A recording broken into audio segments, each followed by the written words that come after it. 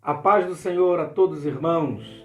Aqui é o pastor Misael Figueiredo e eu quero, neste momento, convidá-lo a participar por alguns momentos, alguns minutos, sobre um estudo sobre o ministério da intercessão. É comum nós, todos os dias, recebermos pedidos de oração. Irmãos que estão passando por momentos difíceis, lutas, tribulações, aflições diversas, pessoas que têm algum parente passando por um momento difícil, algum momento de perda ou de dor. E nós precisamos compreender essa necessidade, essa dificuldade que alguém passa. E precisamos aprender a orar, mas a orar com mais ênfase, orar com mais objetividade. E o ministério da intercessão, ele está ligado justamente a isso. É quando oramos com propósito, é quando oramos com muito mais propriedade e objetividade. Para isso, eu quero fazer menção de um texto da palavra do Senhor, que está baseada no livro do profeta Ezequiel, no capítulo 22, apenas um versículo, o versículo 30. Acompanhe comigo na leitura desse texto. E busquei dentre eles um homem que estivesse tapando o muro e estivesse na brecha perante mim, por esta terra, para que eu não a destruísse, mas a ninguém achei. Deus estava falando por intermédio do profeta Ezequiel que ele estava procurando homens, e homem aqui não significa ser só o homem, o masculino, mas a mulher também. Está falando da raça, do gênero humano, do ser humano, homem e mulher. Deus está procurando pessoas que se comprometam diante dele, que estejam perante ele, para orar, para interceder, para clamar por alguém. Ezequiel estava naquele momento no contexto do cativeiro, junto com a sua nação, enquanto Daniel estava profetizando lá no palácio. Ezequiel estava junto com o grande povo, às margens do rio, e Ezequiel era um profeta, um homem de Deus. E Deus estava olhando para aquela nação, esperando ver pessoas que estivessem diante dele para clamar e para buscar ao Senhor. Precisamos entender algumas coisas, alguns princípios, alguns requisitos bíblicos sobre o ministério da intercessão. Porque não basta apenas a gente orar simplesmente por orar. Dobrar o joelho, fechar os olhos, levantar as mãos e começar a falar algumas palavras. Quando oramos, a nossa oração, ela deve estar alinhada à palavra de Deus. Ela deve estar baseada em princípios que estão assegurados nas Escrituras. E é sobre isso que eu quero falar com você nesse momento. Primeiro, é que quando nós oramos, quando nós estamos intercedendo, é que a nossa oração, a nossa intercessão, ela não é algo desconexo, ela não é algo que acontece fora das Escrituras, sem um princípio bíblico. Não. Quando nós oramos, a nossa oração, ela deve estar baseada naquilo que as Escrituras diz. E o que a Escritura diz para nós? Primeiro, que orar é falar com Deus. Oramos quando reconhecemos a soberania de Deus, a graça dele, a bondade dele, e sabemos que ele ouve a nossa oração. Mas a intercessão, ela vai um nível além, ela vai um pouco mais do que a oração. Porque você pode orar apenas por um dia, um momento, mas a intercessão é um firme compromisso que a gente se dá a orar de forma contínua, é lutar em favor de alguém. E para isso, precisamos entender qual o significado da palavra intercessão. Essa palavra vem do hebraico paga. Paga significava, naquele contexto, de colidir por violência. A palavra colidir por violência aqui não é no sentido de crime, de fazer mal a alguém, não é essa a ideia. Colidir por violência era fazer algo por força, era forçar alguma coisa, lutar para que algo mudasse, para que algo acontecesse. É nesse sentido que a palavra tem de forçar ou força por violência, ou mudar alguma coisa por violência. Violência aqui é no sentido de força, de ímpeto, ok? Segundo, ponto que é importante entender sobre a intercessão. Intercessão significa colocar-se no lugar de outro, ou falar no lugar de outro, ou ir no lugar de alguém e pedir, falar por aquela pessoa, pleitear por ela alguma coisa. Esse é o ponto importante sobre o que é a intercessão. Dado isso, vamos para o segundo ponto. Qual é o papel, então, de um intercessor? Qual é o papel de uma pessoa que se coloca diante de Deus para orar por alguém, para clamar ao Senhor por alguém? Primeiro é que a intercessão, ela é um compromisso. Ela é um compromisso que aquela pessoa, aquele crente faz de pedir a Deus, de clamar ao Senhor, de levar até Deus o pedido, a súplica, a necessidade de alguém. Então é um compromisso que alguém faz, que você se compromete de pegar aquela causa, tomar ela para si e você vai levar aquela causa para Deus. Esse é o papel do intercessor. O intercessor, ele vai além da visão humana, ele vai além daquilo que é o normal nosso, porque, como eu disse antes, quando nós apenas oramos, às vezes a gente não tem um compromisso com aquela pessoa, mas a intercessão nos faz nos comprometermos mais com aquela pessoa. O que significa de fato, então, interceder? Interceder, então, nesse sentido, passa a ser ir além do natural. É colocar-se diante de Deus para suplicar o favor, a bondade de Deus e que Deus possa ouvir a necessidade daquela pessoa que está sendo intercedida. Por isso que a intercessão não é um ato corriqueiro, não é algo que a gente faz simplesmente ali numa corrida. Por exemplo, é comum a gente encontrar pessoas na igreja que de repente, quando canta, prega, tem lá uma oportunidade, ele diz assim: fulano, irmãos, oreis por mim, orem por mim. Aí a gente diz assim: amém, vamos orar. Ok. E às vezes, às vezes até a gente esquece de acabar orando por aquela pessoa. Mas o intercessor não. O intercessor não esquece, porque o intercessor, ele tem um compromisso com aquela pessoa. Então não é uma lembrança corriqueira, é algo agendado, é algo de compromisso com aquela pessoa. Ok? Qual o significado da Bíblia para a intercessão? Primeiro, é que a oração intercessória, né? Porque, como eu falei aqui, você pode apenas orar sem ter um compromisso contínuo. E a intercessão é a oração com um compromisso contínuo. Primeira coisa é que a oração, no conceito de sentido e significado, ela é uma comunicação com Deus. É impossível orar e não estar se comunicando com Deus. Então não é oração. Porque quando eu oro, eu estou conversando com Deus. É uma comunicação. Agora, se eu estou orando, eu falo e eu tenho que esperar a resposta de Deus. Logo, então, a oração é uma comunicação. E a intercessão é essa comunicação contínua, persistente, que a gente vai estar falando com Deus. Como devemos orar? Qual é a nossa postura diante de Deus? Como devemos fazer uma oração correta? Qual é a oração que Deus ouve? Será que na Bíblia temos algum modelo de oração a seguir?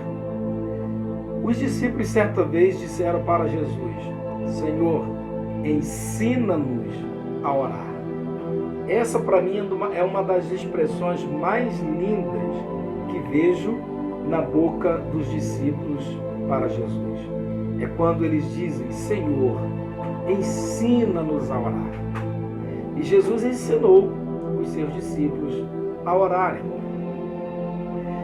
No livro de Mateus, no capítulo 6, nós encontramos, a partir do versículo 9, Jesus dando uma fórmula, uma base, um modelo de como deve ser uma oração.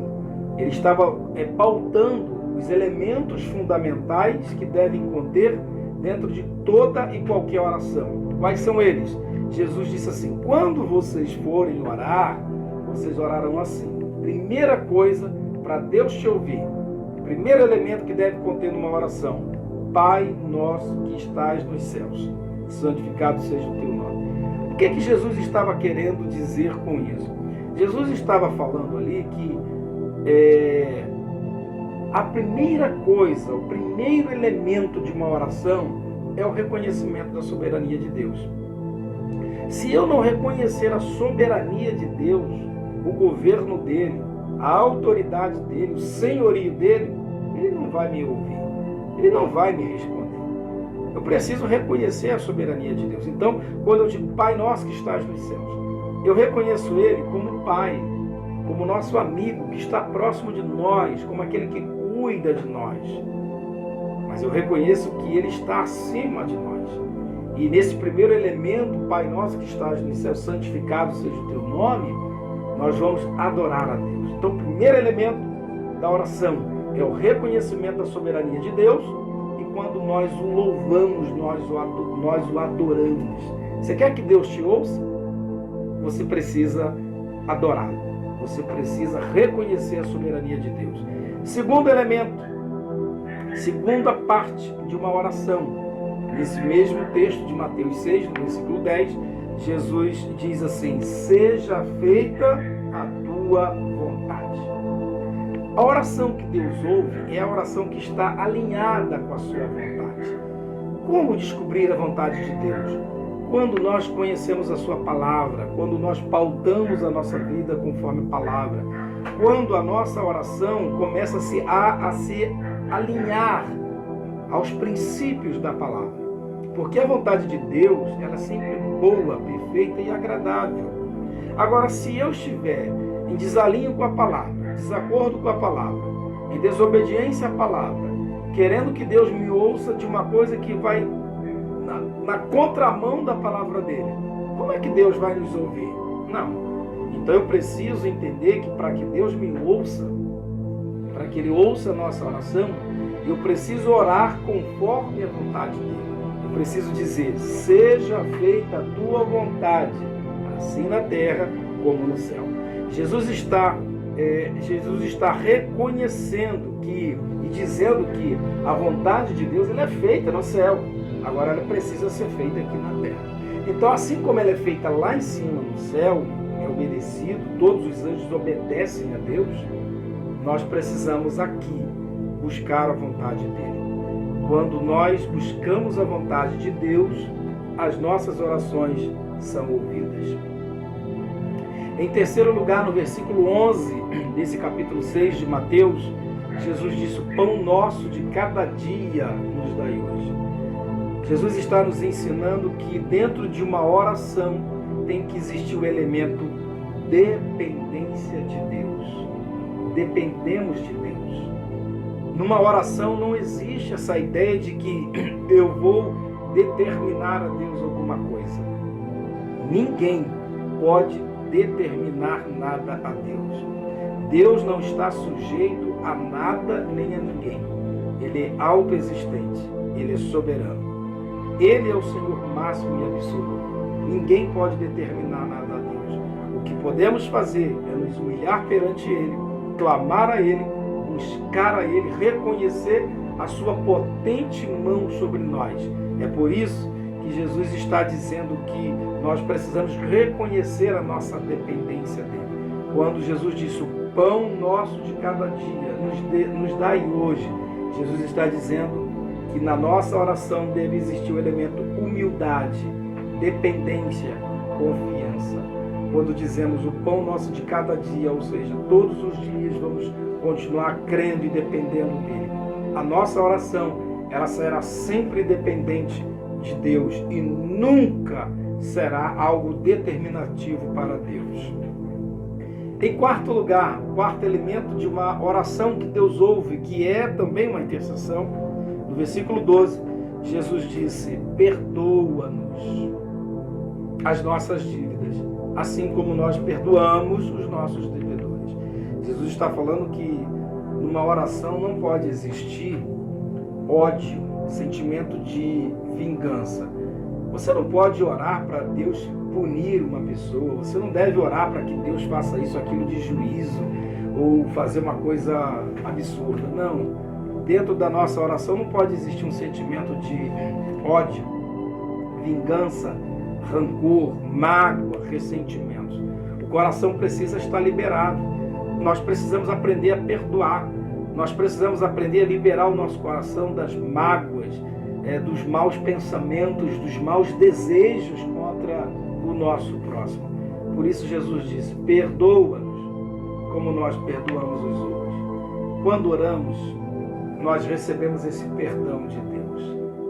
E quando somos perdoados, nós nos aproximamos dele, recebemos a comunhão com ele, nos tornamos mais íntimos de Deus, mais próximos de Deus. Por isso Jesus nos ensinou que devemos, na nossa oração, falar sobre o perdão. Perdoar o nosso próximo, para que possamos receber o perdão de Deus. O quinto elemento dentro desta oração modelo que Jesus ensinou, baseado no versículo 13, Jesus está dizendo assim: e não nos deixes cair em tentação, mas livra-nos do mal. Jesus está dizendo que nós precisamos reconhecer a nossa incapacidade, a nossa insuficiência. Dentro de uma oração você deve exercer a sua fé. Você ora com fé, crendo, confiando no Senhor. Mas isso não significa dizer que você é autossuficiente. Quando Jesus diz assim, não nos deixe cair, nos livre do mal, Jesus está mostrando para nós que nós não somos autossuficientes. O único autossuficiente que tem toda a independência, todo o poder, é somente Deus. Nós somos totalmente dependentes dele. Não somos autossuficientes. Pelo contrário, nós precisamos dele. Esses elementos são básicos dentro de uma oração. Quando nós reconhecemos esses elementos dentro de uma oração, ali está dentro desses 5 pontos. Nós vemos a sujeição, a humilhação, a dependência, a confissão, a adoração, o louvor, a gratidão também dentro desses elementos são muito importantes.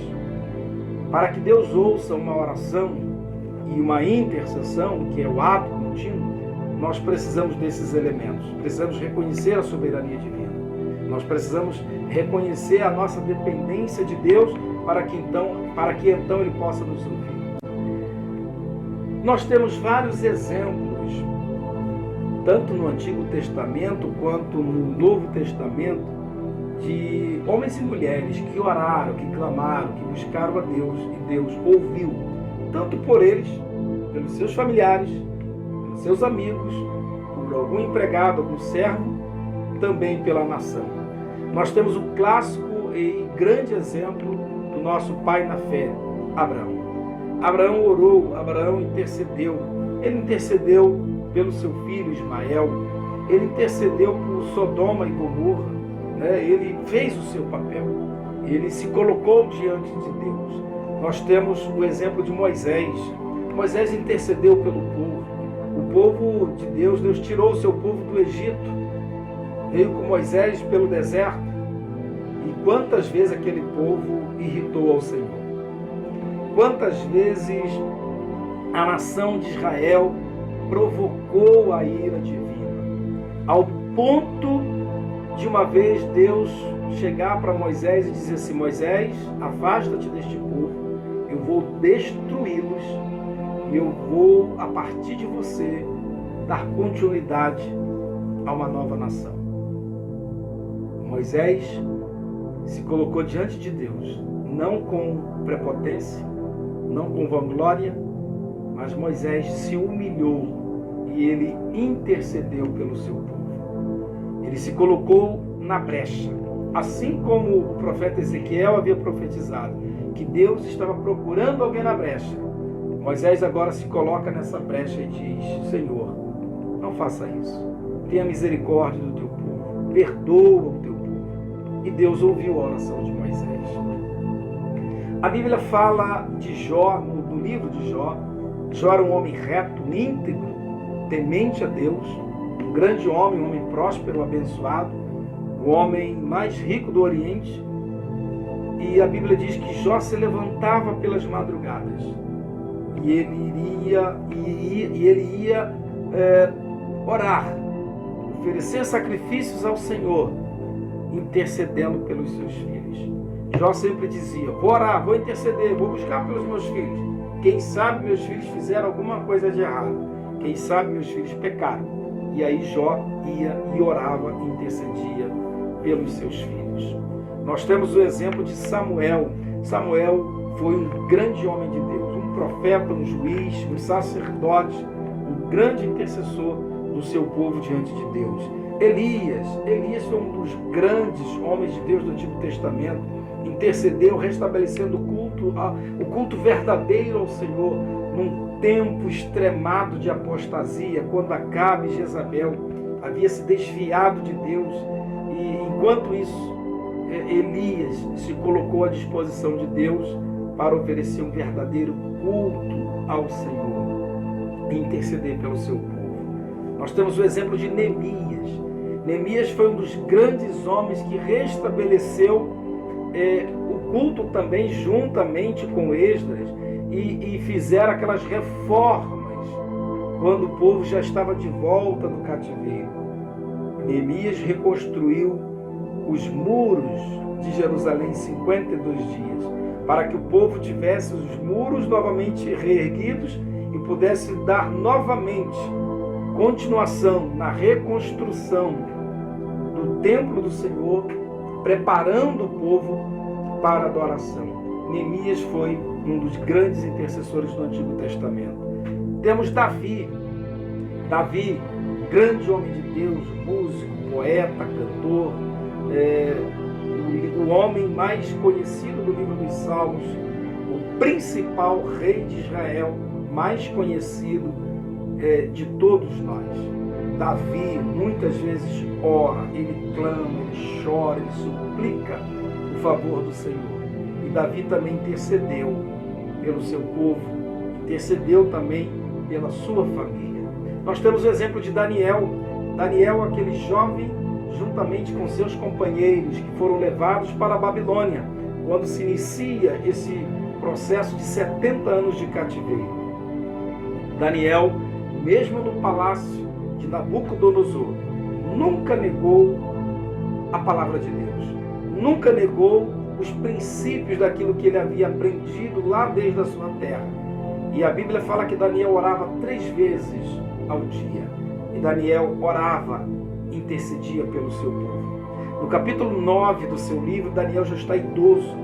E Daniel havia lido pelo livro do profeta Jeremias que os 70 anos de cativeiro já haviam chegado ao final.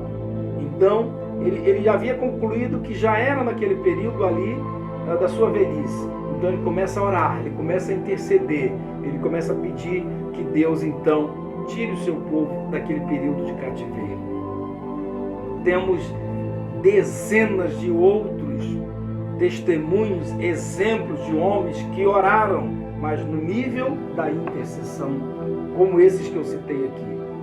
Nós temos exemplos no Novo Testamento, nós temos exemplos da igreja de Jerusalém que orou quando o apóstolo Pedro estava preso, orou pelos irmãos. Nós temos o exemplo de inúmeras pessoas que chegavam diante de Jesus e pediam pelos seus servos, por um parente, por um filho, por alguém. 4 jovens pegaram um homem paralítico, colocaram ele por cima do telhado de uma casa, levaram aquele homem até Jesus, e tantos outros exemplos de pessoas que foram até o Senhor interceder por alguém.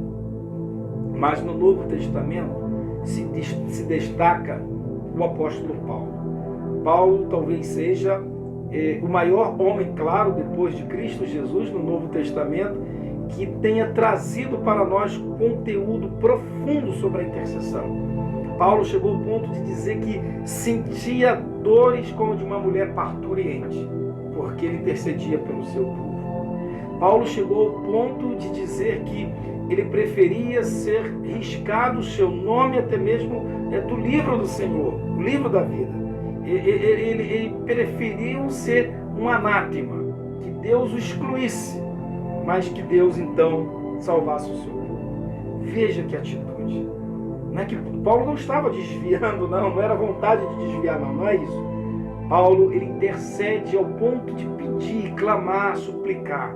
Ele queria ver o seu povo salvo. E Paulo continuamente diz para nós estarmos orando, intercedendo, buscando, clamando, pedindo ao Senhor pelo seu povo. Mas ainda maior do que Paulo foi, sem dúvida, Jesus Cristo. Jesus é o maior intercessor. Não há no Antigo Testamento nem no Novo ninguém que se equipare, que se equivala ou que se supere a Jesus Cristo. Ele é o nosso intercessor por excelência.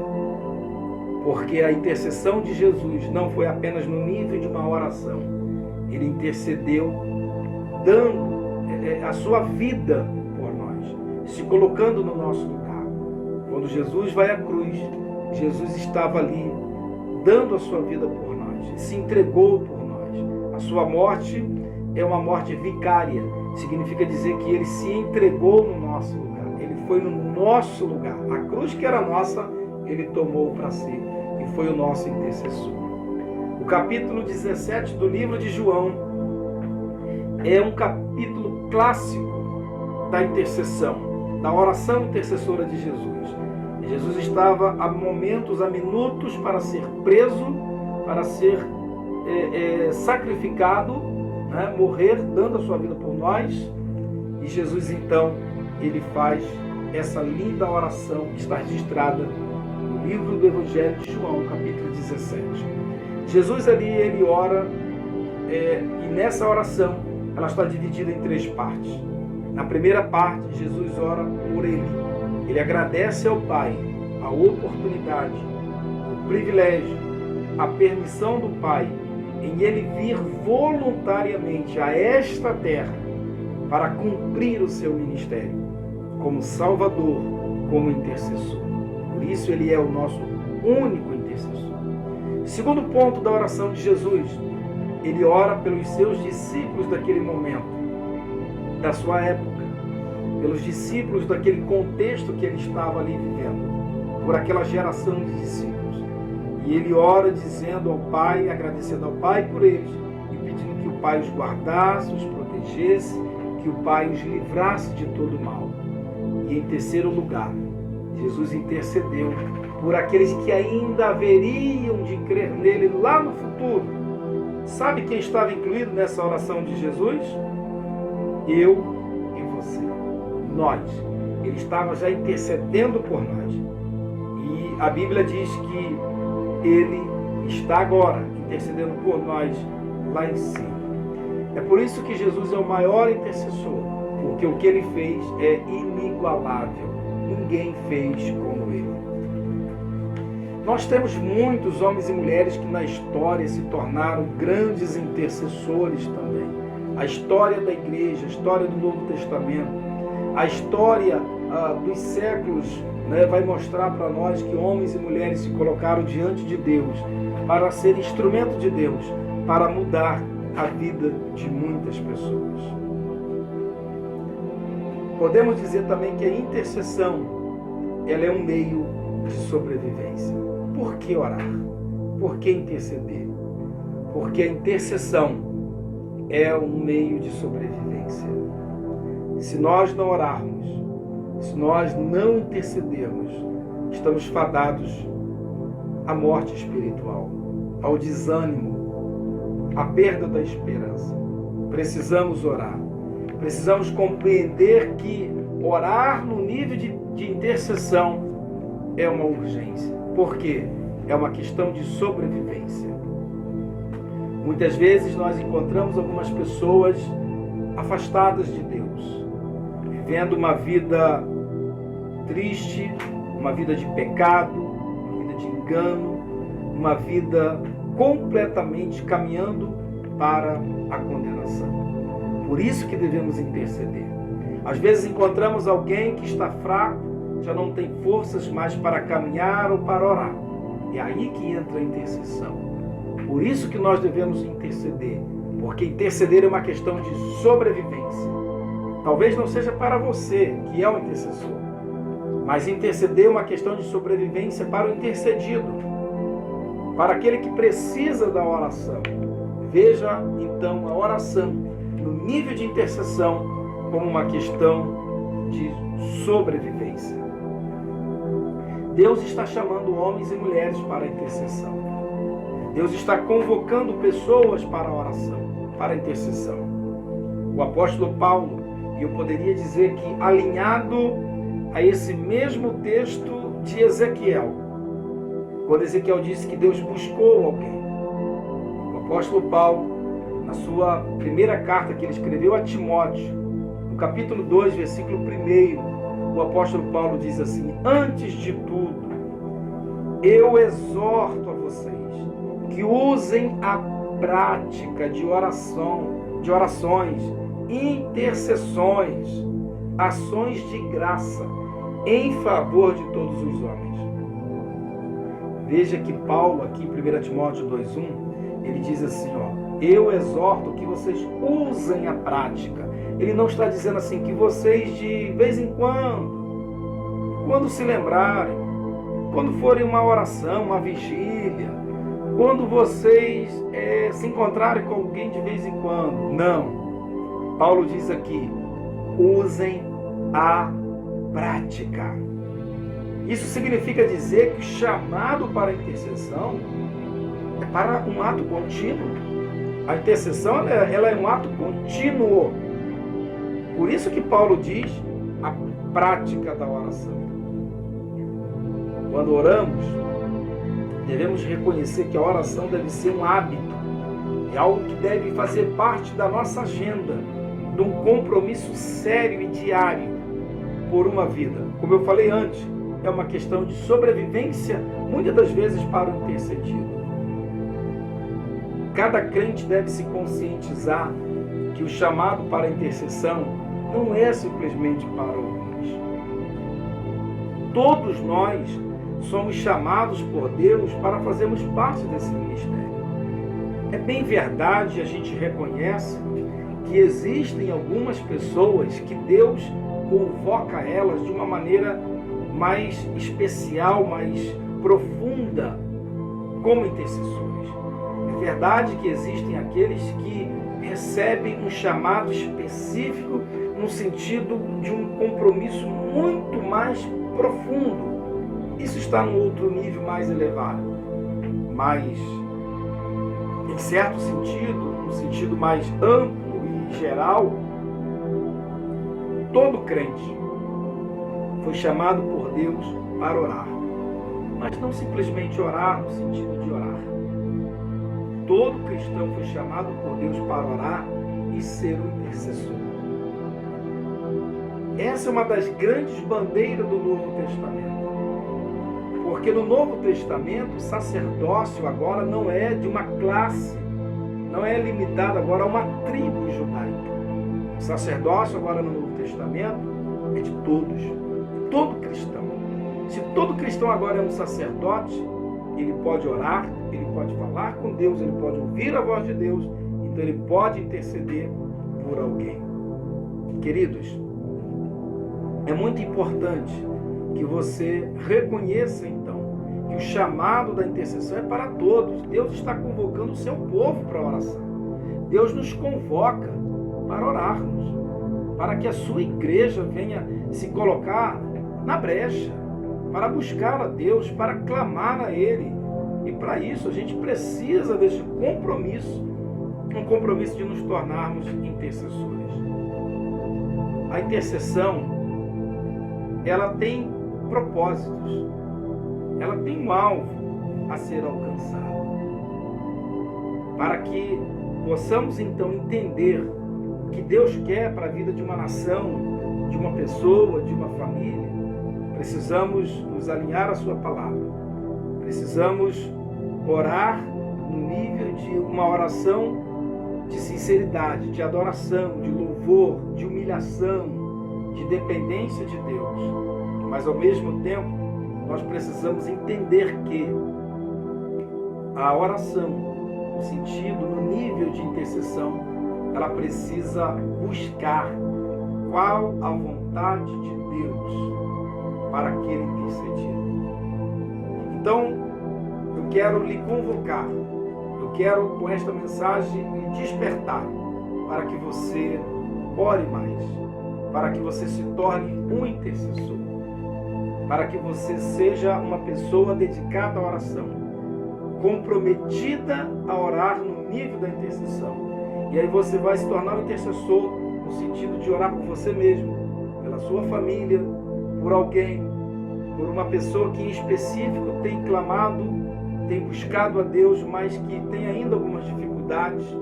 Você se tornar um intercessor pela sua nação, pelo seu país, pela nossa nação. Orar pelos governos, orar pela paz, orar pelo povo de Deus, pela igreja de Deus, orar pelos missionários, orar por aqueles que ensinam, que pregam, que cantam, para que o nome do Senhor seja conhecido. Eu quero chegar ao final desta mensagem fazendo essa reflexão. Seja um intercessor. Abrace esta causa. Faça parte do ministério da intercessão. Ore, mas ore no nível da intercessão. Esse é o chamado de Deus para mim e para você. Quem sabe, Deus está esperando ouvir a sua oração. Ele está querendo lhe ouvir, para que através da sua oração, da nossa oração, Deus possa mudar o rumo, o curso, a história da nossa casa, da nossa família, do nosso bairro, da nossa cidade, da nossa nação. Que Deus te abençoe. Aplique esta palavra no seu coração. Fique com Deus. Um grande abraço e seja um intercessor para a glória de Deus. Amém.